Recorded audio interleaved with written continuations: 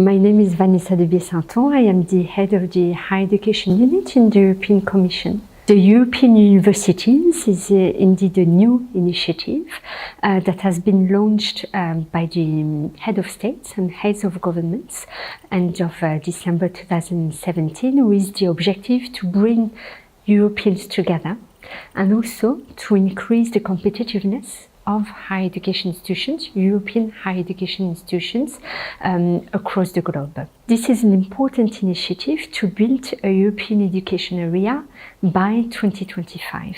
Quite often people ask, but what is this European education area as compared to the European higher education area where we have 48 countries participating and that exists for 20 years now? Well, the objective of the European education area is to go faster and deeper within the European Union, not only in the field of higher education, but also to expand it to the other fields like school education, adult education, vocational and education training. So now, how the European universities can act as a game changer? Yeah? Because this is really the objective of this new initiative. Well, first, what we want are champions in terms of excellence in delivering innovative teaching and learning. We know that in 10 years' time, jobs will be totally different from now.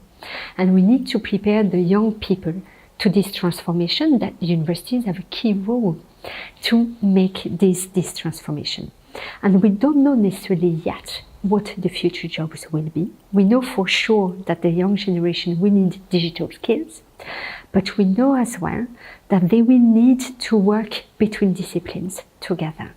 The second objective is that, so we need these new skills, but we need as well, society will need more graduates from higher education. That means that universities will need not only to deliver excellence in education training, but also be as inclusive as possible. We need more young people to be able to access, but also succeed in higher education. For that, it's very important to see all the different modes of learning and teaching. Each of us has different ways of learning and teaching, and it's different that universities can address this diversity of needs. I heard good examples of inverted learning, some others on co-creation with the students. So these are the kind of practices that we would like to see mainstreamed for both excellence and inclusion. And as well to create a European education area that each of the students can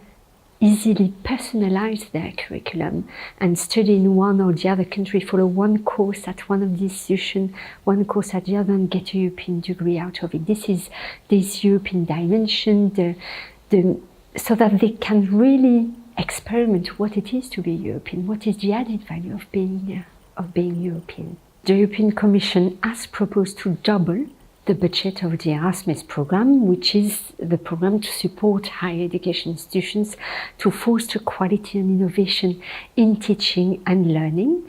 What is the objective of this higher budget? The first one is to make the program more inclusive, to reach out to a wider diversity of students. How?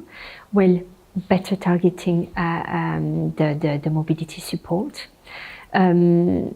providing a diversity of mobility formats, so not only the format as it exists now, but on top of what exists, for example, blended mobility or group virtual mobility, in order to triple the number of participants who could benefit from the program, make it easier to access for universities.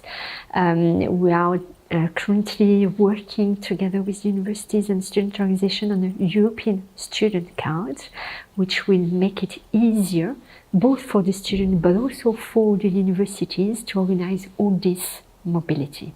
Regarding the partnerships, which is also a very important support directly for the higher education institutions to engage and cooperate, to organize all these innovative learning and teaching pedagogies, is to provide a diversity of instruments for them. This is why we want to make, for example, strategic partnerships easier to access for the smallest higher education institutions, while providing as well a very ambitious cooperation model, which are the European universities. We need to provide all this variety of opportunities, including knowledge alliances, including Erasmus Mundus cooperation projects, capacity building projects as well. I heard this morning one of the main speakers saying that we need a cultural change in the higher education institutions to be able to really lead to that transformation and modernization of higher education institutions. And this is our objective with the future Erasmus program, with new initiatives such as the European universities, to bring that cultural change and to bring education, learning and teaching as one of the top priorities of the higher education institutions. It should be an element that is as important as research, something that we have a bit forgotten in the last years.